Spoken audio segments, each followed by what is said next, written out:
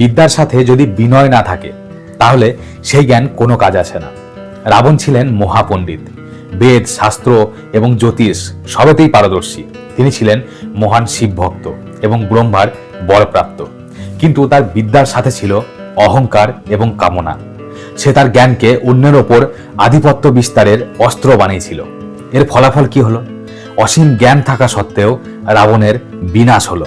কিন্তু ভগবান রামচন্দ্র জানতেন যে তার ভাই লক্ষ্মণ অসীম শক্তিশালী এবং বিনয়ী, কিন্তু তার এখনো বিদ্যা গ্রহণ করার প্রয়োজন রয়েছে। তাই রাবণ যখন মৃত্যুশয্যায় শুয়েছিল তখন রামচন্দ্র তার ভাই লক্ষ্মণকে রাবণের কাছে পাঠিয়েছিলেন বিদ্যা গ্রহণের জন্য। লক্ষ্মণ রাবণের কাছে গিয়ে বিদ্যা গ্রহণ করলেন। কিন্তু এবার দেখুন, রাবণের কাছে বিদ্যা তো ছিলই, কিন্তু তার সাথে ছিল অহংকার। এর ফলাফল কি হলো? রাবণের পতন হলো। অন্যদিকে লক্ষ্মণকে দেখুন, রাবণের সেই বিদ্যা গ্রহণ করার পরেই লক্ষ্মণ পূর্ণতা পেল এবং পূজিত হলো। তাই বিদ্যা গ্রহণ অবশ্যই করুন, কিন্তু তার সাথে অহংকার ত্যাগ করুন।